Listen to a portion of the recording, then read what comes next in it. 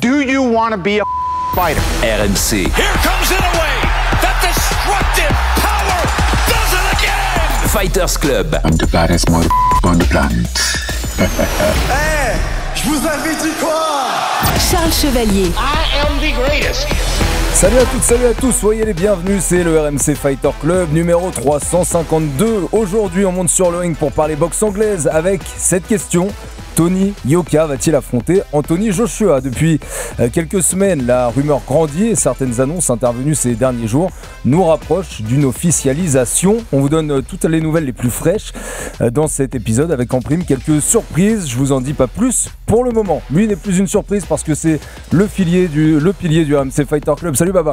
Salut messieurs, comment ça va? Ça va et toi? Ça va, impeccable. Et Anthony Sterpini de la rédaction RMC Sport, ça va Anto? Bah écoute, ça va très bien. Je tiens à dire qu'on a récupéré Charles plus bronzé que d'habitude. Ah ouais, mais malheureusement ça part plus vite le bronzage. Donc voilà, faut en profiter sur cet épisode et à mon avis dès le prochain le bronzage il aura pris un petit coup. C'est un peu la rentrée pour le Fighter Club, même si ça s'est pas arrêté de l'été, ça y est là on est tous réunis, on devrait être là pour les mois qui viennent. Tous ensemble, donc c'est la rentrée, vous êtes le cartable, la trousse est prête, tout est ok pour vous? Toutes les fournitures et puis on n'a pas de vacances avant décembre, hein, non, c'est sûr. Pas. Et puis on a un fire, on a une rentrée de ouf, donc on va vous retrouver sur plein de sujets, on a hâte. Ouais, et notamment l'UFC Paris qui va arriver très très vite, ce sera évidemment sur RMC Sport. Et donc d'un Yoka Joshua qui paraissait impensable il y a encore quelques mois, on pourrait avoir droit à l'un des combats les plus médiatisés dans l'histoire de la boxe tricolore. C'est parti pour le RMC Fighter Club.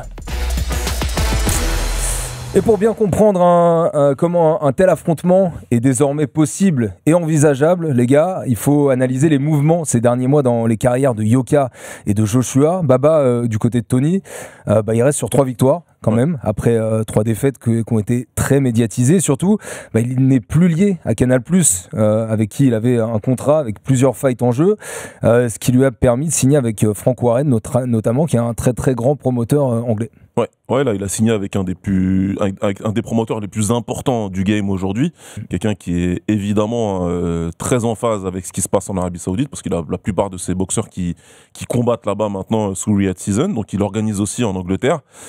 C'est le promoteur qui a le plus de poids lourds, et de très loin. Il a une très grosse écurie de poids lourds. Il pourrait faire un tournoi juste avec ses boxeurs, que ça marcherait, tu vois. Donc c'est un très bon move pour Yoka. Il me semble avoir compris que c'est Yoka qui est un petit peu prospecté auprès de Frank Warren pour le recruter. Évidemment qu'Warren il a vu beaucoup de choses positives à faire, on y reviendra, mais c'est une bonne chose pour Tony Yoka. C'est vraiment que l'écurie du côté de Frank Warren elle est folle. Il y a notamment, c'est un combat qui ferait sens aussi, Joe Joyce, qui a été l'adversaire de Tony Yoka en finale des Jeux Olympiques en 2016. On en reparlera tout à l'heure sur pourquoi ça pourrait se faire, mais en tout cas l'écurie globale est assez folle et on comprend pourquoi, ce que dit Baba, on comprend pourquoi Tony lui-même est allé chercher potentiellement Frank Warren pour se dire je veux signer avec toi, parce que là les possibilités elles sont infinies. Non mais exactement, parce que non seulement il est connu donc avec Queensberry Promotion, il a fait énormément, comme a dit Baba, de collaboration avec Riyadh Season, mais il a aussi une petite rivalité avec Eddie Hearn qui lui a une facilité déconcertante à trouver des combats pour n'importe quel boxeur, que ce soit en poids coq, en poids léger ou en poids lourd, qui lui aussi a un gros roster de poids lourds, et ils aiment bien mettre chaque année faire un matchroom contre Queensberry Promotion avec un combat sur chaque division. L'année dernière ils avaient fait 2 combats en poids lourd tellement ils ont de boxeurs. Donc non seulement il peut combattre avec contre des personnes du roster de Frank Warren, mais aussi il a une liberté à combattre avec d'autres promotions qui sont plus ouverts, alors qu'avec Canal c'était peut-être un peu plus compliqué. En tout cas en France c'était un peu trop c'était un peu trop fermé, alors que là on va pouvoir aller toucher de plus gros poids lourds dans le top 10, voire le top 5 monde quand on parle d'Anthony Joshua aujourd'hui. Eddie Hearn, évidemment, c'est l'autre grand promoteur anglais qui a été connu, popularisé grâce à Anthony Joshua dans le monde entier, quand notamment Anthony Joshua est devenu champion du monde et a fait toute la carrière qu'on lui connaît. Sur son entourage, Baba, Tony Yoka, ça reste à peu près pareil quand même, avec Don Charles notamment qui l'entraîne. Donc en fait, je sais pas, j'ai le sentiment déjà, il y a eu des changements, ces changements physiques, il y a Tony Yoka qui a pris du muscle, etc. Mentalement, je pense que ça va aussi beaucoup le libérer d'être sorti de ce contrat et de pouvoir faire un petit peu ce qu'il veut après avoir été entre guillemets pieds et poings liés pendant plusieurs années. Pieds et poings liés. Après, évidemment, il avait essayé tout le monde, et je pense que des gens te diront il a signé en bas de la feuille. En même temps, c'était difficile de ne pas le faire, parce qu'en sortant des Jeux Olympiques de Rio, où il a été médaille d'or, les propositions étaient là, un super contrat à la fois de promotion et à la fois de diffusion avec Canal+. Donc et c'était parfait pour lui. Ça s'est mal passé.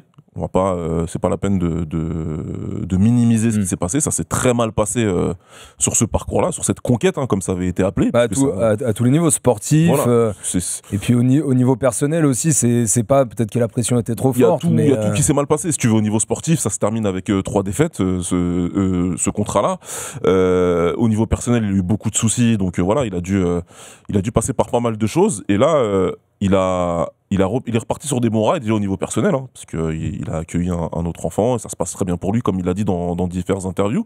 Et le fait de signer avec Franco Harren, je pense que ça relance l'an 2, en fait, on va dire, tu vois, le deuxième chapitre Tony Yoka, pour essayer vraiment d'aller chercher ce qu'il voulait. Il avait annoncé champion du monde, beaucoup l'ont trouvé trop arrogant, les faits ont donné raison à ces personnes-là qui disaient final t'as visé trop. Maintenant, lui, ce qu'il veut aujourd'hui, c'est être dans des grosses conversations, dans des gros combats, affronter des gros adversaires, comme l'a dit Tony, du top 10, comme l'a dit Anthony, du top 10, voire du top 5. Et là, il est en position de le faire parce que tu signes avec un des plus gros promoteurs. Mais tu le disais aussi, c'est qu'au niveau au niveau personnel, ça a changé, mais au niveau professionnel aussi. Beaucoup ont critiqué le choix qu'il a fait, c'est d'avoir 2 combats très peu médiatisé, où carrément il y en a qui le disaient, il a été se cacher dans certains gymnases à l'étranger, battre des combattants qui ont un palmarès moins important, moins ronflant. On le rappelle, de son premier combat qui était complètement passé sous les radars, qu'il avait affronté un un boxeur qui avait plus de 6 défaites dans la même année. Mais fallait revenir, fallait reprendre du poil de la bête, et même ça, il l'a fait, il l'a assumé, et là, il a pris son dernier adversaire, un boxeur invaincu. Il l'a battu à la décision, et là, il peut revenir, comme tu disais, dans de grandes conversations. Parce que oui, Anthony Joshua, c'est plus le champion du monde qu'il était, le double champion du monde qu'il était, mais ça reste toujours l'un des poids lourds qui vend le plus aujourd'hui. Et du côté de Joshua, justement, le dernier combat, c'était une défaite contre Daniel Dubois. Il a 35 ans maintenant, Anthony Joshua. Et après, c'est 2 défaites contre Usyk. On peut quand même se dire, finalement, en prenant pas trop de risques, on pensait pas pouvoir le dire il y a quelques années, mais que même pour lui, affronter Tony Yoka, ça deviendrait un bon combat maintenant. En tout cas, ça deviendrait un combat intéressant en termes de gestion de fin de carrière pour Anthony Joshua, où de toute façon, il sort d'une défaite cuisante, et même douloureuse, parce que non seulement il prend un énorme KO, et en plus il se blesse au coude, donc c'est le worst case scénario possible, tu vois, tu sors pas comme il faut, donc il est en convalescence, il a été opéré. Maintenant tu te dis, qu'est-ce que je fais pour revenir sur la rail? Tu l'as dit, Tony il a pris des combats pour remonter un petit peu, et sans vouloir défendre ou quoi et tout, à un moment donné, il faut savoir, parce que quand il prenait des combats en France, on critiquait. Quand il fait la bonne chose pour remonter la pente, on critique aussi. Après, les gars, je sais pas, choisissez un moment et tenez-vous-en à ce que vous voulez. Bref, fin de la parenthèse. C'est un combat qui fait sens, entre guillemets, et sans manquer de respect à Tony Yoka, du côté d'Anthony Joshua, c'est un combat qui fait sens pour lui pour rebondir. Parce que tu as besoin de repartir pour pouvoir ensuite faire un dernier run, parce que je pense qu'il a un dernier run, Anthony, à faire pour essayer de récupérer une ceinture mondiale. Et t'avais un truc, non, tu voulais rajouter un truc sur ce qu'a dit Baba ou... Non, je voulais dire que j'ai pas de run à faire, moi encore, on parle bien d'Anthony Joshua. Joshua. C'est vrai que là, on a Anthony, il y a que des Anthony, des Tony, là on est un peu perdu. Pas un run en toi, mais pour l'instant, voilà, fais ton run, et après on voit en fin de carrière, si on compare Anthony Joshua, on voit ce que ça donne. Joshua, justement, il faut quand même se rendre compte qu'il était champion du monde en 2016, que son combat, à mon sens, le plus marquant, dont tout le monde se souvient, c'est celui contre Klitschko. C'était en 2017. Ça commence quand même à faire un moment. Il y a peut-être aussi un peu d'usure du côté d'Anthony Joshua. Faut dire que quand il devient champion du monde, Tony Yoka, il est même pas pro, puisque c'est l'année des JO. Et donc il est en amateur. Il devient champion olympique en 2016 à Rio, Tony Yoka. Donc il y a aussi ces constructions de carrière qui sont pas les mêmes. Il y a plus de combats du côté d'Anthony Joshua. Tout ça, faut aussi le prendre en compte dans la formation de ce combat qui est en train de se faire. Non, absolument. Ils sont pas du tout au même stade de leur carrière de base. Ils ont pas du tout une carrière qui s'est déroulée de la même manière. Anthony Joshua, c'est un double champion du monde des poids lourds. Et déjà, il n'y a pas beaucoup de combattants qui ont perdu leur titre de champion du monde et qui ont réussi à le reconquérir. Il l'a fait, et il rentre dans le cercle fermé des mecs qui sont au moins 2 fois champions du monde. Unifiés en plus de ça, tu vois, pas undisputed, c'est-à-dire qu'il n'a pas eu les 4 ceintures, mais il en a eu au moins 3 à chaque fois. Et puis derrière, il perd contre Alexandre Usyk, et Je pense que sa défaite a très bien vieilli. Il n'y a pas de problème là-dessus. Donc, vraiment, Anthony Joshua, c'est un combattant d'élite, top 5 de sa catégorie de poids, depuis plusieurs années maintenant, qui est sur la pente descendante, parce qu'il a perdu contre Dubois. Ouais. Alors que Tony Yoka, c'est vraiment un combattant qui, encore une fois, qui a un peu foiré son début de carrière, clairement, qui a montré jusqu'ici qu'il est loin d'un titre de champion du monde des poids lourds. Et c'est un petit peu ce qu'on appelle... pour moi, c'est même pas les crossroads. On se dirait qu'Anthony Joshua, il descend vraiment et que Tony Yoka, il monte. C'est juste que, des fois, le destin, il marche un petit peu bizarrement. Et on se trouve en capacité aujourd'hui d'avoir ce combat-là. Mais comme tu l'as dit tout à l'heure, il veut se relancer, Anthony Joshua, donc il va regarder plus bas que le classement. Il va pas regarder qui je peux prendre dans le top 5. J'ai déjà affronté 4 mecs, j'ai perdu contre 3. J'ai perdu 3 fois contre ces mecs-là. Je vais descendre, je vais regarder un peu plus bas. Et un peu plus bas, il y a Tony Yoka. Ça fait un peu sens parce que 2 anciens champions olympiques. Tony Yoka qui est français, donc si le combat peut se faire en Angleterre, il n'y a pas de souci. En plus, Anthony Joshua, malgré les dernières défaites, il vend énormément de pay-per-view. C'est un mec qui vend beaucoup. Oui, le combat ne sera pas en France, c'est sûr. Voilà, avec le promoteur de Tony Yoka, le promoteur d'Anthony Joshua, c'est à Arabie Saoudite ou c'est en Angleterre. Penchant peut-être pour l'Angleterre, mais oui, faut prendre le combat quand même. C'est sûr, Yoka, ce combat-là, s'il l'a, désolé de le dire un peu comme ça, mais c'est une chance d'affronter aujourd'hui Anthony Joshua, parce que sportivement... Faut pas s'excuser, oui. Sportivement, normalement, ça doit pas totalement faire sens. Ouais. C'est une opportunité exceptionnelle pour Tony Yoka. Et c'est une opportunité à saisir parce que c'est peut-être la seule opportunité qu'il aura de combattre ce genre de boxeur d'une génération juste avant lui, mais ils sont comme à peu près de la même génération. Et il y a un top poids lourd qui est existant. Les poids lourds, c'est redevenu une catégorie hype. Il y a plein de mecs super sympas à suivre. Tony, il était un petit peu mis de côté parce que voilà, ça s'est mal passé encore une fois. Et au final, il y a une opportunité qui arrive, mais évidemment qu'il faut la saisir. Est-ce que, justement, on va avoir notre premier invité, notre première surprise là, dans 2 petites minutes, juste sur l'endroit où pourrait se faire ce combat, évidemment, serait l'Angleterre. Ouais. Pas de Wembley, je pense, quand même. C'est pas. C'est peut-être possible parce que Joshua, c'est un boxeur de stadium. Et il met 90 000 personnes. Est-ce que Tony Yoka, même s'il est popularisé en Angleterre par sa rivalité avec Joe Joyce, par le fait qu'il ait été champion olympique, champion du monde amateur, Wembley, tu vois, c'est la dernière fois qu'on Daniel Dubois, je crois que c'est 96 000 personnes. Ah, c'est beaucoup. Je pense qu'un O2 Arena, c'est la bonne capacité pour pouvoir avoir une bonne ambiance très chaude sur ce combat, non ? Voilà, c'est vrai que quand tu vas à Wembley, c'est parce qu'il y a un énorme choc. Peut-être qu'effectivement, ils prendront un petit peu plus bas, mais moi je reste persuadé que Joshua, tu le mets dans n'importe quel stade en Angleterre, de toute façon, Joshua, juste sur son nom, il fait 90 000. Quoi. Il peut le répondre. Après, ça serait pas déconnant de prendre un stade, ça dépend de la carte aussi. Ouais, c'est ça. Si Queensberry Promotion, ils ont énormément de combattants, ils ont énormément de boxeurs, ils peuvent remplir une carte, pourquoi pas Joey Joyce en co-main ou en co-main. Oui, il y a des combats à faire en Angleterre. Alors est-ce que l'Angleterre pourra rivaliser avec l'Arabie Saoudite pour faire des magnifiques cartes En tout cas, c'est peut-être ce qu'on pourrait voir sur ce combat entre eux.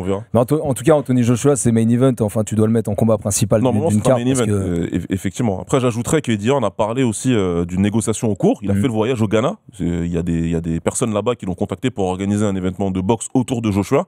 Apparemment, c'est du très sérieux. Ouais. Ils sont revenus très contents de ce qu'ils ont vu, de ce qui s'est passé en termes de business. Donc, ce serait possible aussi de faire ce combat-là au Ghana. Allez, pour essayer justement de jauger l'importance et le retentissement que pour avoir un combat de Yoka contre Joshua, on a voulu avoir l'avis et l'expérience de combattants qui ont aussi représenté les espoirs de la France sur des combats hyper importants. Alors le RMC Fighter Club reçoit un premier invité qu'on est très content d'accueillir, un ancien champion du monde de boxe anglaise, c'était en 1989, grâce à une victoire sur Donald Curry. René Jacot est au téléphone avec nous. Salut René. Salut, bonjour à tous. Salut, comment tu vas ? Ça va, super bien, je suis en bord de mer là, tu vois, donc tout va bien. Ah bah super, voilà, on n'entend ni le vent, ni les mouettes, ni rien, donc c'est parfait. Je me suis à l'abri pour ça. Bon, merci d'être avec nous, c'est super cool en tout cas, René. On voulait avoir ton avis, parce que c'est vrai que c'est intéressant, vous êtes... quelques Français dans l'histoire à avoir été champion du monde. Sur le contexte, sur ton expérience à toi, René, le contexte de la boxe en France, la pression au moment où tu fais ce fight, elle doit être immense, parce que la dernière ceinture mondiale pour un tricolore, si mes informations sont bonnes, c'est en anglais, c'était en 1957 avec Alphonse Alimi. Toi, ton combat, il est en 89. Comment est-ce que tu as ressenti les attentes du public, du milieu, lorsque tu préparais ce combat ? On n'attend pas trop du public. Hein. Quand on arrive à ce niveau et quand on arrive vraiment pour un titre mondial, c'est quelque part... la pression, elle est pratiquement pas là. S'il y a une pression comme un sportif de haut niveau, mais j'en ai pas eu plus que ça, puisque moi, toutes mes armes, je les ai faites soit en Italie, j'étais à mon poste, j'étais à ma place naturellement. J'ai été champion de France, j'ai fait 4 titres européens, et tout doucement, je me suis hissé dans le top 10 mondial, et la chance s'est présentée, et au fond, je n'ai rien volé à personne, et donc j'étais prêt moralement, mentalement, physiquement, avec aussi beaucoup d'expérience d'avoir été boxé en Italie. Donc, je n'ai pas tellement ressenti de pression. Moi, j'étais très heureux de rencontrer Donald Curry, quoi. Mais voilà, j'avais une pression de sportif, mais sans plus, quoi. Non, quand on est un athlète de haut niveau, on se prépare à toutes ces échéances qui arrivent ou qui vont arriver. Donc voilà, ça s'est très bien passé pour moi, quoi, à ce niveau. On était justement en train de dire que du côté de Tony Yoka, ce serait en Angleterre, donc ce serait chez Anthony Joshua. Toi, c'était assez fort, hein, le tour de force aussi réussi à l'époque, parce que ton sacre, le 11 février 89, il se passe à Grenoble. Donald Curry, il vient en France, alors que c'est lui qui a la ceinture. Comment ça s'est fait, ça, à l'époque ? C'est assez fou, quand même. Il vient en France parce qu'il y a beaucoup d'argent au bout. c'est tout, c'était une question d'argent à l'époque. J'ai la chance d'avoir un gros sponsor à l'époque, et je vais vous le dire comme ça s'était dit dans le bureau de mon sponsor. Il m'a dit, je crois que Donald Curry, à l'époque, était devenu pour à peu près 10 millions de francs, à l'époque, hein, je te parle. Il m'a dit, il va falloir quand même couper un peu la porte quelque part, quoi. Hein. Mais c'est pas... Au fond, beaucoup de gens jugent les sportifs un peu à l'extérieur, mais nous, en tant qu'athlètes, souvent, l'argent devient secondaire à ce niveau. C'était d'avoir Donald Curry en face, c'était un rêve, quoi. Curry qui faisait partie des 400 meilleurs boxeurs, toutes catégories confondues. Donc, c'était un rêve. L'argent devenait secondaire. Je dis pas que je le négligeais, mais ça devenait secondaire. Et donc, mais il est venu quand même pour beaucoup d'argent, quoi. Ouais, 10 millions de francs, ça fait un peu moins de 2 millions d'euros si on rapporte à aujourd'hui, c'est ça, mais c'est énorme. Voilà, c'est énorme c'était à pour l'époque, c'est énorme. C'était énorme, quoi. Hein. Donc voilà, donc ça s'est passé comme ça, mais après un athlète, il fait ce qu'il veut, quoi. Donc il choisit soit l'argent, il prend le pactole, et la carrière, on va dire, on s'en fiche. Mais moi, je regardais quand même ma carrière, je me dis, attends, un titre mondial, c'est pas n'importe quoi. Voilà, donc il fallait essayer de mettre tous les atouts de son côté. Parce qu'aux États-Unis, en tant que champion d'Europe, j'étais inconnu, quoi. Parce que je me souviens que Jean-Claude Boutier à l'époque m'avait téléphoné en pleine nuit pour me dire, René, là-bas, t'es inconnu, il faut qu'ils veulent des cassettes de toi, quoi. Toi, à l'époque, c'était les cassettes, les gars. Donc voilà, donc c'était surprenant, ça s'est fait, tant mieux pour moi. Alors devant le public, c'est extraordinaire parce que le titre a eu beaucoup plus d'ampleur sur la France que si j'avais été aux États-Unis, quoi. Hein. Malgré que là, encore, parce que je sais pas, parce que ça faisait plus de 30 ans que la France attendait un titre mondial. Donc le ressenti aurait été, je pense, pareil de l'autre côté, quoi. Il y a Baba et Anto qui sont en plateau avec moi, qui ont aussi des questions à te poser. Ouais, bonjour René, merci en tout cas d'être avec nous. C'est un grand honneur de pouvoir parler avec un champion du monde français. Merci beaucoup d'avoir répondu à l'invitation. Et du coup, au moment où le combat se passe et que Donald arrive, est-ce que tu sens, toi, un changement autour de toi? Parce que Tony, on sait que Tony, c'est devenu une superstar après devenu champion olympique.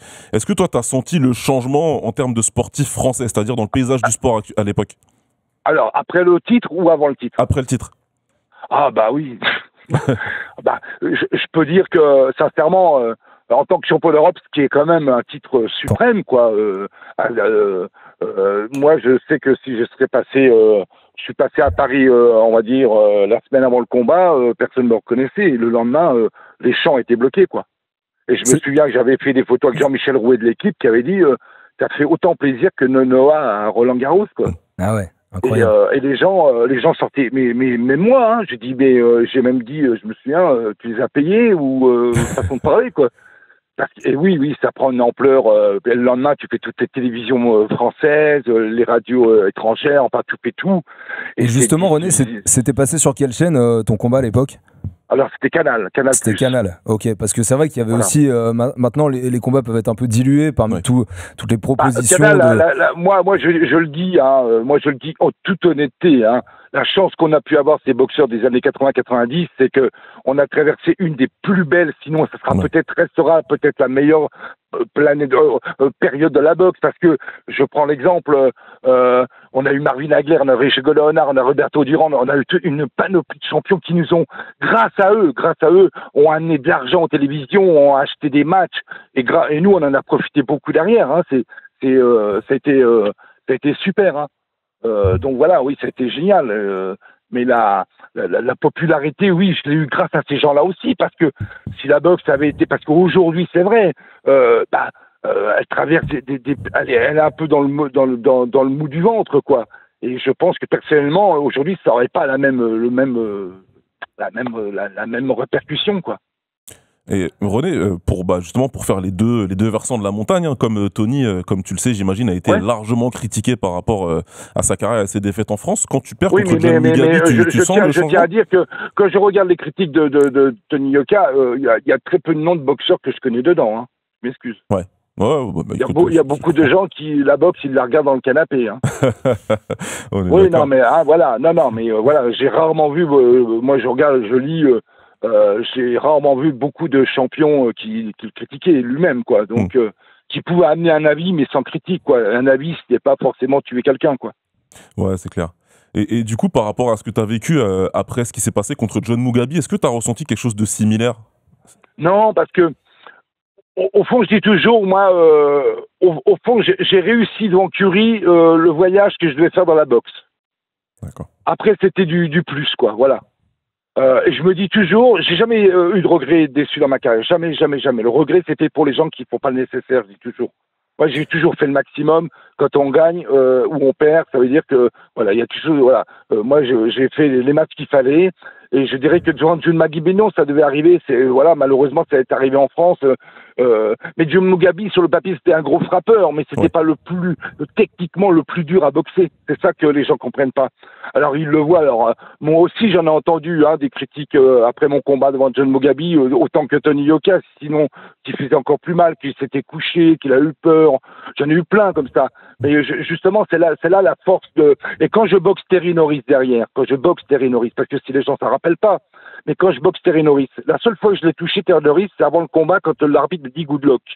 Ouais. Tellement qu'il était supérieur à moi dans tous les niveaux. Ouais. Mais je suis resté parce que, vous savez, si j'avais passé Mugabi normalement, je peux vous assurer, je le dis honnêtement, avec la toise qui m'a mis Terry Norris, en plus il a mis une correction à Richard Leonard derrière, je dis au 3e round, j'aurais levé la main. J'aurais dit bon, c'est bon, ça va. Voilà. Mais j'ai mis rien que pour faire écraser les mauvaises langues de John Mugabi, j'ai fait écraser des langues en restant en jouant ma santé jusqu'au 12e round pour dire ouais, ce que vous avez dit est faux, quoi, et bidon, quoi, voilà. C'est assez passionnant de t'écouter parce que c'est vrai qu'on entend des noms quand même qui résonnent un petit peu pour tout le monde. Et évidemment, tu as cité Sugar Ray Leonard. Là, c'est même ceux qui sont nés beaucoup plus récemment connaissent certainement. Il faut savoir que le contrat. Alors, le seul regret que j'ai, j'en ai un quand même, c'est que le contrat, le vainqueur de Terry Norris, Jacos, boxé Sugar Leonard au Madison Square Garden. Ouais, là, forcément. Et ça, c'est mon plus gros regret parce que j'ai pas boxé Sugar Leonard. Une petite dernière question. Oui. Pardon René, je t'en prie. Une petite dernière question de Anto qui est avec nous. Oui, bonjour René, j'ai une dernière question pour toi. C'est comme tu le disais, hein, après le combat contre Mugabi et la défaite Norris, faut rappeler que quand tu bats Curry, t'es quand même l'upset de l'année en 1989. Et moi j'avais une question parce que j'avais moins 10 ans en 1989. Moins 10 ans. Comment on remonte la pente et on arrive à ce niveau-là et à battre une personne comme Curry dans le upset de l'année, parce que c'est à peu près ce qui va se passer pour Tony Yoka. S'il affronte Joshua, c'est qu'il a eu ses 3 défaites et il va affronter quand même un boxeur qui aujourd'hui est considéré comme bien supérieur à lui. Oui, il est supérieur techniquement, mais il est fragile, Joshua, on l'a vu. Et pour moi, c'est un poids lourd fragile. C'est un boxeur techniquement je dirais qu'il est techniquement il est supérieur à Yoka, parce que Yoka a pris une masse musculaire, automatiquement il a dû pêché quelque part parce que quand on prend de la masse, on perd quelque part. Donc je pense qu'il a perdu un peu en vitesse. Maintenant, si Tony Yoka lui met la pression correctement, parce qu'une pression, ça se fait pas n'importe comment à tir-larigot, il faut avoir des bons hommes de coin qui savent manœuvrer un combat et qui savent lui faire débuter un combat correctement. Il peut largement battre Joshua. Joshua, par contre, techniquement, je pense qu'il est au-dessus. Fragile, je pense que il est très fragile, Joshua. On l'a vu dans ses matchs, il va souvent au tapis et pour moi, personnellement, voilà. Alors, si je devais donner un conseil, moi, je suis loin d'être le plus fort, le plus grand, mais si je devais donner un conseil à Tony, c'est pas lui laisser installer la boxe qu'il peut avoir, parce que techniquement, il est bon, Joshua. Il est bien pour un poids lourd. Il a encore une boxe même très amateur pour un poids lourd, je trouve, même. Quand on le regarde, attention, amateur, c'est toute proportion gardée quand je dis ça. Donc, oui, il a des grandes chances.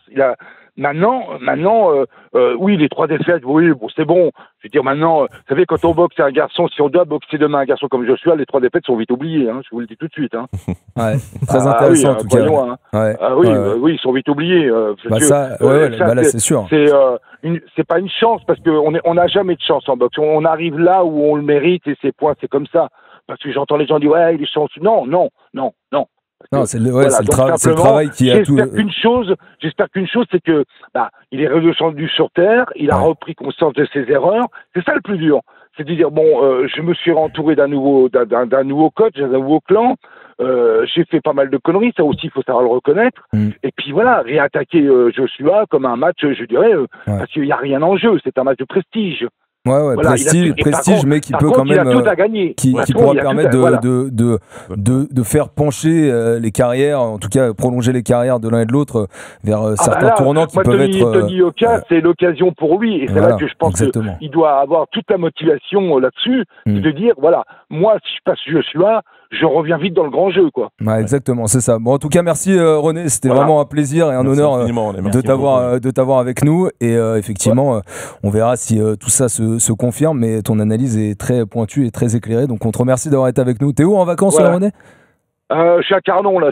En passage, j'ai amené mes 2 petites filles là, pour une huitaine de jours. Voilà, pas loin, on a 2h30 de route, c'est pas mal. On espère qu'il fait beau. Il fait beau. Non, c'est gris. Ah bon, c'est gris. C'est bien. On t'a permis d'aller te mettre à l'ombre encore plus pendant quelques minutes. Merci d'avoir été avec nous, René. À très bientôt. Voilà, c'est moi qui vous remercie. Bye bye. Salut René, les gars. merci. Salut. Ciao. Très intéressant, super intéressant d'avoir cette analyse aussi. Moi, j'ai retenu plusieurs trucs avant qu'on ait notre deuxième invité qui lui aussi a été champion du monde. Il dit que la meilleure période de la boxe, c'est terminé, que c'était avant. Ça, est-ce que vous êtes d'accord ? Parce que quand on voit aussi les possibilités médiatiques qu'il y a avec la boxe actuelle, avec les réseaux sociaux qu'il n'y avait pas à l'époque, là, quand on écoute René nous dire qu'il était sur Canal, que du coup, la France entière le voyait, c'est vrai qu'il y avait moins de chaînes, mais du coup, il y avait plus de visibilité à la télé, mais moins de visibilité, par contre, sur les supports annexes qu'on connaît aujourd'hui. Est-ce que la meilleure période de la boxe, elle passe aussi par cette médiatisation ? En fait, il a raison. Je pense que la meilleure période. Après, j'ai peut-être un biais parce que j'ai vécu justement cette période-là des années 90, et c'est vrai que c'était quelque chose, tu vois. Donc, il y avait une vraie diffusion. Il y avait un vrai engouement en France qu'on retrouve plus aujourd'hui. L'engouement, il y a le MMA, tout le monde le sait. C'est beaucoup plus compliqué en tout cas pour la boxe. En tout cas, pour le territoire français, il a raison, 100%. Maintenant, sur ce qui se passe à l'international, aux States et tout, évidemment, le sport est mieux suivi, il y a des gros fights, etc. Il y a tout ce qu'il faut. Même si on est dans une phase différente de la boxe, et on est beaucoup plus dans la partie business que dans la partie sportive aujourd'hui. On le voit avec l'annonce du combat entre Jake Paul et Gervonta Davis. J'ai pas besoin de faire un dessin. Mais je pense qu'il a raison sur la partie française. C'est vrai que on va pas se mentir, quand on voit les chiffres, par exemple des vidéos sur MC Sport, même des Fighter Club, le MMA, il y a quelque chose en plus actuellement. La boxe, même sur des noms, on se dit ça va peut-être attirer les gens, peut-être que ça peut intéresser les gens, mais l'engouement, ça a du mal à reprendre vraiment comme on pensait que ça pouvait le faire. Ça dépend des boxeurs, parce que on a fait un Fighter Club avec Joshua, Dubois, ça parlait d'Usyk et Fury. Les poids lourds, ça fascine toujours. Ouais, bien sûr. Et même, j'ai travaillé dans la presse écrite et sur Internet. Dès qu'on fait un article sur Tony Yoka en France, Anthony Joshua, Fury, Usyk, à un moment donné, ça dépassait certains articles sur le MMA. Et je te parle de gros noms, hein, de John Jones, de Daniel Cormier. C'est parce que les poids lourds fascinent. Après, c'est vrai que des gros noms, des gros visages de la boxe, aujourd'hui en France, tu fais un article sur Canelo, je suis pas sûr que ça fasse énormément de vues. Sauf s'il affronte Mbili. Sauf s'il affronte Mbili, bien sûr, là ça va regarder. Mais c'est plus, les poids lourds fascineront toujours, je pense. Je sais pas, c'est le physique. Je suis désolé, je peux pas en parler, j'ai pas ce physique là. Mais les poids lourds tout est faisable, mais tout est faisable. Je suis pas sûr, celle-là je suis pas sûr. Bon, en tout cas, regarde, à l'époque Ruiz, on disait pas qu'il pouvait battre, on disait qu'il pouvait pas battre Anthony Joshua, et finalement, qu'est-ce qui s'est passé? Évidemment, il l'a battu. On va prolonger un petit peu la discussion autour de ce combat potentiel entre Yoka et Joshua avant d'avoir notre deuxième invité, mais il y a eu aussi beaucoup de rumeurs dans la presse, hein, justement, puisqu'on parlait des médias qui ont été alimentés notamment par Yohann Zaoui récemment, qui est un promoteur de boxe en France, qui a rencontré, il y a eu un article chez nos confrères de l'équipe début août, qui a rencontré Anthony Joshua à Chypre dans un hôtel, et du coup qui a dit, j'ai parlé avec lui, c'est un garçon charmant, etc. Il disait, donc c'était le 8 août je crois que l'article est sorti, le combat va se faire à 90%, en tout cas c'est ce que m'a dit Anthony Joshua. Depuis ce moment-là, Baba, finalement ça a continué à fluctuer un petit peu. Tu parlais aussi des rumeurs de combats en Afrique, etc. Mais finalement la version de base, c'est-à-dire d'un combat en Angleterre qui pourra arriver certainement début 2026, c'est la première qui continue à paraître la plus importante. Ouais, c'est ça. En fait, quand cette news elle sort, elle fait un peu l'effet d'une bombe, tu vois, parce qu'on sait pas trop. On sait qu'Yoka il a signé avec Warren, et on part tous du principe qu'il va affronter Joe Joyce, puisqu'ils ont un historique, ils se sont affrontés en finale des Jeux Olympiques. Ça a été un petit peu controversé parce que les Anglais pensent que Yoka n'a jamais gagné ce combat. Il y a pas mal dans le monde olympique, ça avait fait un petit peu date. Et au final, il y a cette information-là qui sort. Donc évidemment, on fait tous notre petit travail pour recouper l'info, voir si c'est vrai, si c'est pas vrai, s'il y a quelque chose. Il faut savoir qu'aujourd'hui, la scène de boxe en Angleterre, elle est énorme. T'as des youtubeurs qui sont vraiment balèzes, qui arrivent à avoir un vrai accès à Eddie Hearn, à Frank Warren, à tous les boxeurs. Ça fait qu'on a toujours des infos assez fraîches et très très vite. Les mecs prennent leur micro, ils vont chez eux, hein, carrément. Et ils arrivent à avoir les infos, et donc on a vite des informations. Et Frank Warren, ce qui sort, c'est un peu de pessimisme. Ouais, non, pour moi, il va faire Jake Paul. Je sais qu'ils sont en train de négocier, je sais que ça se passe bien, il va le faire.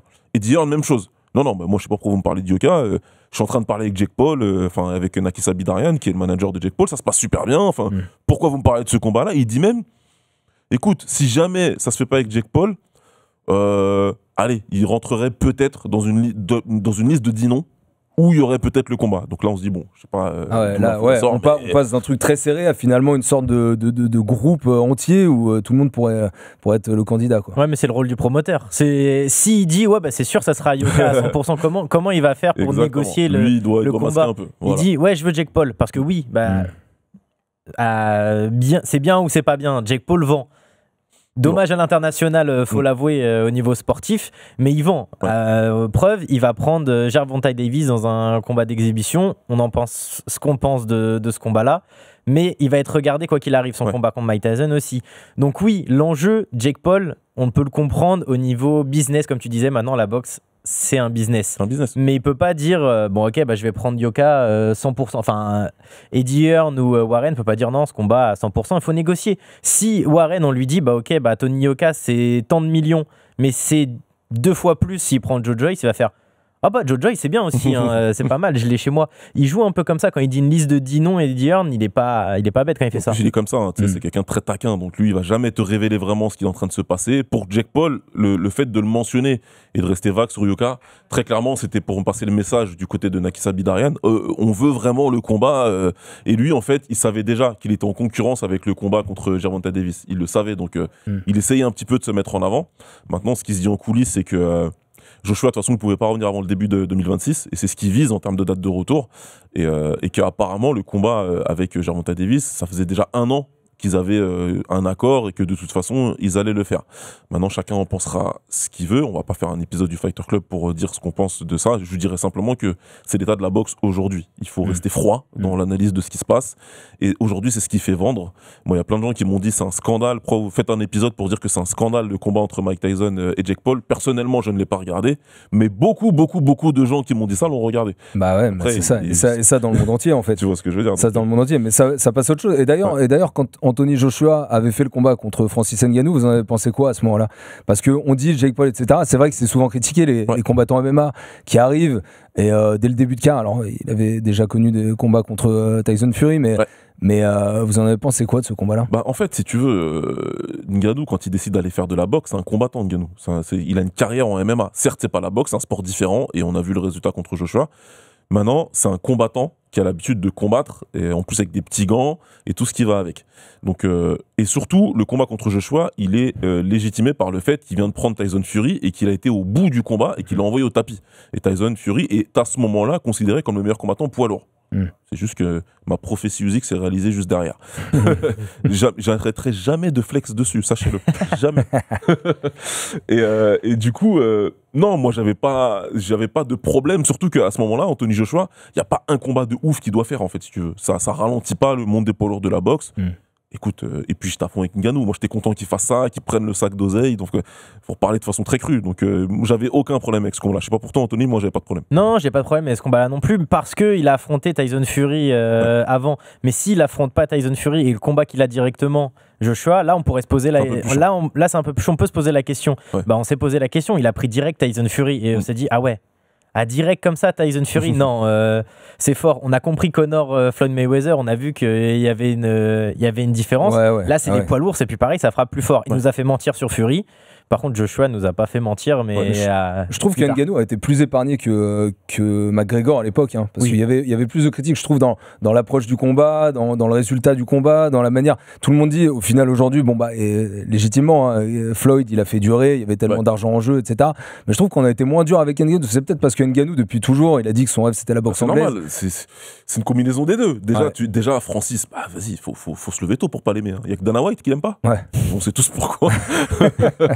Donc, je crois que Francis lui rend bien. Ouais, exactement. Donc non, c'est le super-héros, Francis. C'est le grand frère que tout le monde... Voilà, on est tous heureux de son parcours. Faut rappeler, encore une fois, un migrant qui arrive en France, qui fait du MMA, qui devient star, et qui finalement arrive à réaliser son rêve de combattre en anglaise. Bien sûr que t'es derrière lui. Et aussi, le fait que Francis, c'est pas... c'est quelqu'un de gentil. Alors que Conor McGregor, à un moment, il y a tout le monde qui rêvait, qui priait pour sa chute, parce que il est comme il est. Il a vendu le combat comme il a fait avec Floyd Mayweather, qui n'est pas non plus la meilleure des personnes, hein, attention. Mais clairement, on n'est pas sur les mêmes personnes, et c'est pour ça que Conor, lui, n'a pas du tout été épargné. Quand on dit tous ces noms, on comprend un petit peu les paillettes, on comprend l'engouement qu'il peut y avoir autour d'Anthony Joshua. Yoka, concrètement, il a tout à gagner à faire ce combat. On peut envisager d'autres combats qui pourraient l'amener sur des chemins un petit peu plus directs vers des ceintures de champion du monde, mais en fait, même battre Anthony Joshua, ça pourrait l'amener très vite, avec la conjoncture, en fonction des combats qui se font, etc., ça pourrait l'amener très très vite à une ceinture mondiale aussi. Non mais bien évidemment, de toute façon, ce qui va se passer, c'est quoi? C'est tu fais le combat contre Anthony Joshua, tu bats Anthony Joshua, ils vont faire le combat peut-être, et ça m'étonnerait, mais bon, ils pourront peut-être le faire, le Usyk Itoma, pour les ceintures incontestées. Usyk, s'il arrête, quoi qu'il arrive, les 4 ceintures vont être vacantes. Donc il va falloir faire des combats un peu par-ci par-là. Tu bats Anthony Joshua, aujourd'hui, t'es dans le top 3 de n'importe quelle fédération de boxe, que ce soit WBA, WBO, IBF ou WBC. Tu bats Anthony Joshua, tu montes. T'es peut-être même très haut en IBF, hein, si tu bats Anthony Joshua, je crois. Donc oui, il faut le prendre aujourd'hui. Il vaut mieux prendre un Anthony Joshua plutôt qu'un Joe Joyce qui, sportivement, fait un peu plus sens. Joe Joyce était sur une série de défaites, il n'arrivait pas à dépasser ce top 5. Comme Baba le rappelait, il y avait cette histoire des JO, même si la demi-finale, je pense, est un peu plus serrée que la finale, mais après, c'est que les discussions. Contre Philippe Ergovic. En 2016, mais il aurait pu prendre Ergovic aussi. Là, il s'était chauffé avant que Yoka prenne Bacolé.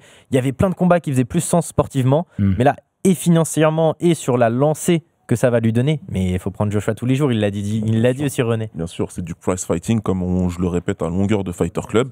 C'est une opportunité immanquable, peut-être probablement inespéré pour lui. Si tu lui dis l'année dernière qu'il va pouvoir affronter Joshua, il te dit mais non, t'es fou quoi. Et donc même lui, dans ses interviews, il le présente un peu comme ça. Donc l'opportunité, elle a à prendre. Tu peux parler dans le sens inverse. Qu'est-ce qu'il a à perdre? En toute franchise, ça peut être dur. S'il prend un gros KO, c'est dangereux. C'est un combat très dangereux. Donc il peut laisser des points de santé. Plutôt évidemment, physiquement, mais sur l'image, c'est bon. Et t'as des choses à perdre en termes physiques. Mais pour tout le reste, pour ce qui concerne sa carrière de boxe, il a tout à gagner.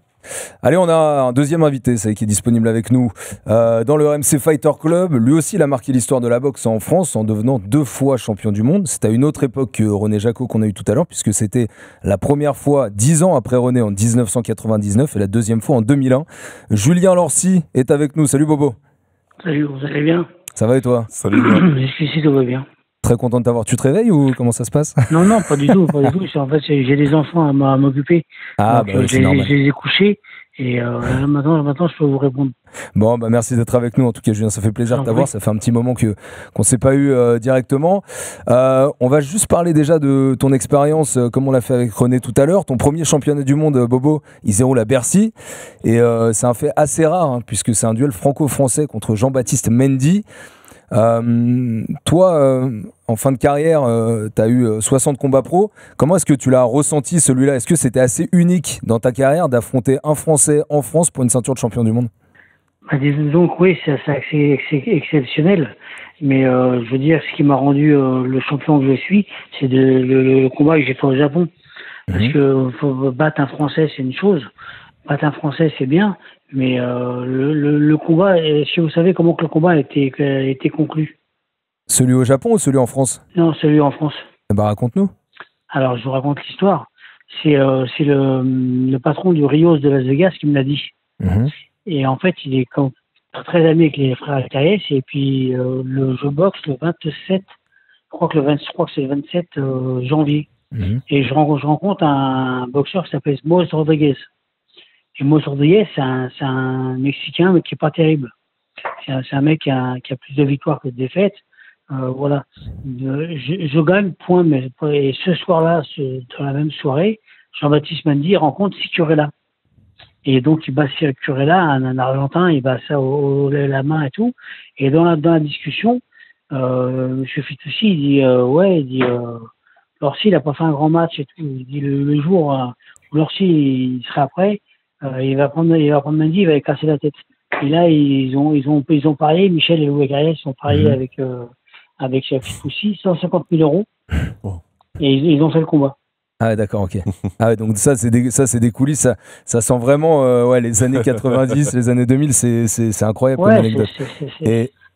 C'est pas au méritant, en fait c'est parce que tu aurais pu attendre 100 ans pour faire un championnat du monde, mais c'était une opportunité de faire un choc franco-français. Ouais, mais du coup c'est très intéressant aussi quand on compare avec ce qui pourrait arriver à Tony Yoka. Tu dis que ton championnat du monde au Japon a eu beaucoup plus d'ampleur et de retentissement que celui en France. C'était le deuxième, donc en 2001 lorsque tu l'as fait. C'était ta première défense. Hein. Attends. Tu perds ta première défense, c'est en 2001, oui, que tu as la nouvelle chance au Japon. Est-ce que pour Tony, est-ce que tu penses que ce serait la même chose? C'est beaucoup mieux pour lui d'aller combattre en Angleterre que s'il avait fait un championnat du monde en France, par exemple. C'est mieux d'avoir une sorte de super fight contre Joshua que d'avoir un championnat du monde en France pour lui? Moi, je pense, c'est ce que je dis régulièrement, je pense que sur un combat, tout peut se passer. Moi, je peux faire 10 fois le combat contre Takayama, 26 combats, 25 victoires par KO. Peut-être qu'il m'aurait mis KO 9 fois et j'ai gagné la 10e fois, mais j'ai gagné la première fois. Voilà.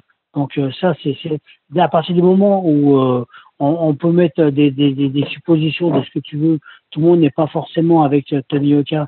Et moi, je pense que c'est une expérience extraordinaire de rentrer. Et j'écoutais un petit peu effectivement dans les classements pour être classé dans le niveau mondial. Effectivement, en battant Joshua, c'est l'opportunité unique. Mais par contre, quel boxeur! Quel boxeur. Ouais. On est avec Baba et Anto autour de la table. Baba, une question pour toi. Ouais, ça Julien, merci de nous recevoir. Un grand honneur pour nous de t'avoir dans l'émission. Ça va, super, je te remercie. Pour faire un parallèle un peu avec la carrière de Tony qui a été mis en échec dans ce qu'il a fait en France, et là on est en train d'essayer de rebondir. Ben toi aussi c'est particulier parce que tu fais 3 tentatives à un championnat du monde, donc 2 matchs nuls contre Melmec. On en parlait en rédac tout à l'heure avec Anto, ça doit être chiant. Et puis tu finis par être champion à la 3e. Quand il y a ces échecs à tes premières tentatives de champion du monde, c'est quoi l'atmosphère autour de toi? Est-ce que tu ressens le genre de critique que Tony a pu recevoir là? Disons que c'est un peu les événements sont un peu différents. Moi, j'ai pas perdu, j'ai fait match nul. Ouais. J'ai fait match égal, donc c'est pas la même chose. Mais si tu veux, je reviens sur le premier combat que j'ai fait. Le premier combat que j'ai fait, moi, les coulisses disent que Michel Leouet-Calès était content que j'ai fait match nul, alors que le journal de l'équipe me donnait 7 points d'avance. D'accord, ouais. En fait, c'est là où tu te rends compte quand il y a un monde d'écart. Et je vais à terre, c'est vrai, je vais à terre 2 fois au premier round, mais c'est tout. Après, le combat, je gagne. D'après le journal d'équipe, j'ai 7 points d'avance. Donc après, on décide de refaire le match. Le match, on se met un coup de tête au premier round. Et moi, je continue alors je suis très très très blessé. Et dans comment ça s'appelle, les statuts de la WBA, et ben normalement je suis arrêté au 7e ou au 8e round. Mais je vais comment ça s'appelle, je boxe au 8e round. Normalement, si on arrêtait le combat, j'étais champion du monde. J'avais 30 cm 20 cm de coupure. Ouais. Et malgré tout ça, j'ai fait le combat, on a fait match nul, match égal. Match nul, c'est un faux mot. C'était une grande ambiance. C'était en région parisienne. Et c'était pas. Et je répète aussi ce que je dis régulièrement. C'est la première fois que la boxe a boxé en circuit fermé. C'est-à-dire qu'on a fait avec Jean-Baptiste Mendy, paix à son âme, on a fait les records d'audience sur Canal et en même temps au niveau de l'audimat. Et par rapport, tu connais aussi un petit peu Tony Yoka, je crois. Très bien, c'est mon copain, mais on est fâché parce que j'ai donné des conseils et je connais très bien son père. Son père demande des conseils. Je lui dis tu sais, ici en France, on n'est pas aux États-Unis. Et son père, je le vois au bout de deuxième ou troisième combat. J'ai dit Victor, ton fils, il n'écoute pas ce que tu dis. Il me dit non, mais mon fils, son boxeur préféré, c'est Mohamed Ali. J'ai dit Mohamed Ali, il n'y en a eu qu'un. C'est un moment, c'est un grand boxeur et tout. Tu peux pas ressembler à Mohamed Ali. Et Tony Yoka, il voulait faire une carrière comme Mohamed Ali. Mais il est loin d'être Mohamed Ali. Comme tu dis, ouais, personne n'est Mohamed Ali, mais en tant que Tony Yoka, justement, toi qui le connais, est-ce que tu crois que, comme tu l'as raconté aussi pour ta carrière, il a ce caractère à pouvoir se servir, même si là il reste sur 3 victoires alors qu'il avait eu 3 défaites derrière, juste avant, il a aussi ce caractère à pouvoir apprendre de ses défaites, de ses mauvais moments pour ressortir plus fort dans sa suite de carrière? Moi, je pense que Tony Yoka, s'il s'entraîne en Angleterre, on va lui apprendre à boxer pour de vrai. D'accord? Tony Yoka, c'est un bon boxeur. Il a fait des médailles olympiques. Il était champion olympique. C'est pas pour rien. Bon, moi, je pense qu'il faut pas être tiré dessus.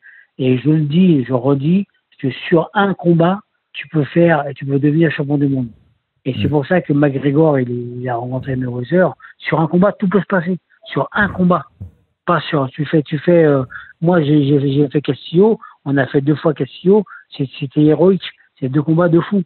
Mais de fou, lui, Castillo, après, il est devenu fou. Et dernière question avant de te libérer, Bobo.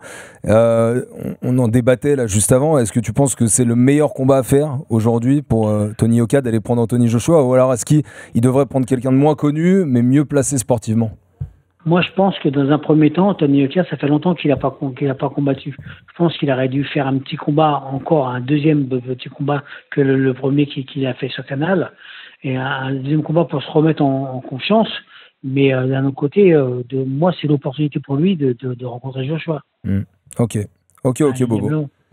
Eh ben merci. Merci beaucoup d'avoir été avec nous. Je vous en prie, les gars. Merci beaucoup, Julien. Allez, salut Julien. Merci encore. Ciao. Et ben voilà, 2 champions du monde aujourd'hui dans le RMC Fighter Cup, c'est cool. Et puis voilà, c'est cet avis qui se prolonge en fait, et j'ai l'impression qu'il est assez unanime. Tony Yoka, s'il a l'opportunité de faire ce combat, faut qu'il y aille. Mais je pense que ça, tout le monde sera d'accord là-dessus. Oui. J'espère, même si, encore une fois, l'atmosphère autour de Tony Yoka en France, elle est compliquée. Il y a toujours beaucoup de négativité autour de lui. Maintenant, sur ça, j'espère bien qu'on parle encore une fois de boxe, de business, de prize fighting et d'opportunités uniques dans une carrière d'un boxeur d'affronter un adversaire du calibre de Joshua. Donc, écoute, faut y aller, oui.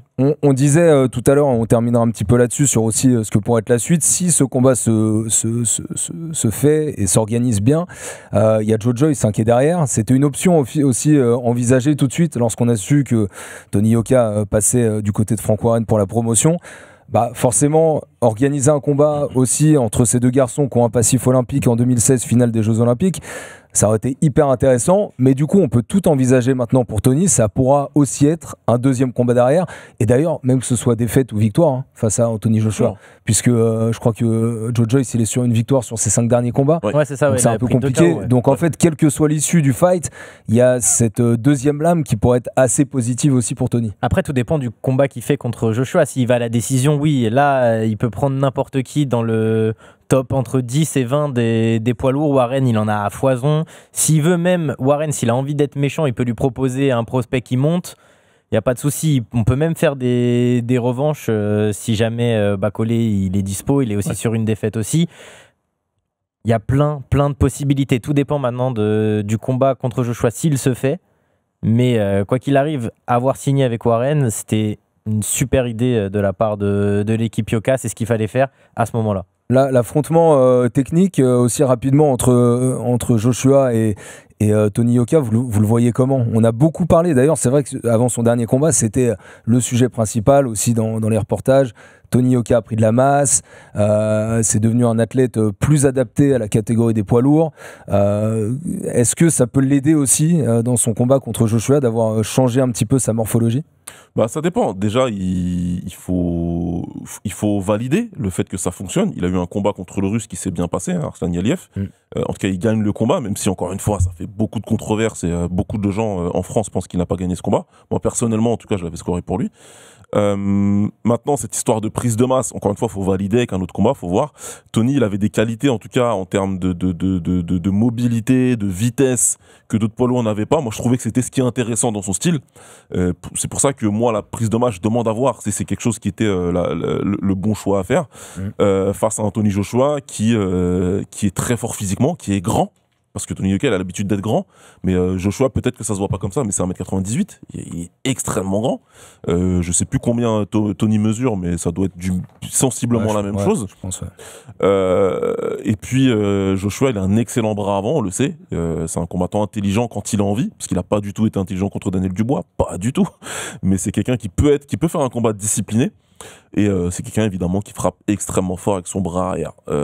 Tony Yoka, on connaît ses anciennes qualités de mobilité, de vitesse. Aujourd'hui, il a l'air de vouloir boxer un peu plus à mi-distance et d'essayer de faire mal avec des crochets, varier, frapper au corps.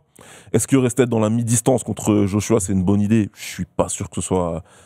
De mon point de vue, en tout cas, je sais pas si c'est la chose à faire. Maintenant, là où je suis complètement d'accord avec René Jacot, qu'on a eu tout à l'heure, c'est que Joshua, il a montré une certaine fragilité. C'est pas d'hier. Le problème, c'est que Yoka, il n'a pas ce punch-là pour l'exploiter. Je suis pas sûr qu'il l'ait non plus. Ça peut être un combat technique, ça peut être un combat qui se passe de loin, à distance, avec deux combattants qui ont des belles qualités. Maintenant, c'est clair qu'il faut pas prendre les patates de Joshua parce que ça fait mal. Ouais, plutôt un combat technique qu'un combat de bagarreur, on va dire. Ouais, c'est ça que tu vois aussi. Plutôt un combat technique, et là où il y a de la chance, c'est que Don Charles, il l'a affronté plusieurs fois. Joshua et avec plusieurs notamment boxeurs. avec Dubois récemment. Oui, alors, ils travaillent plus ensemble depuis là, il y a une semaine ou deux. Mais Chisora, par contre, il y a eu des combats. Don Charles sait comment appréhender Joshua. Bon, il n'y a pas eu que des victoires contre Anthony Joshua. Il a plusieurs défaites.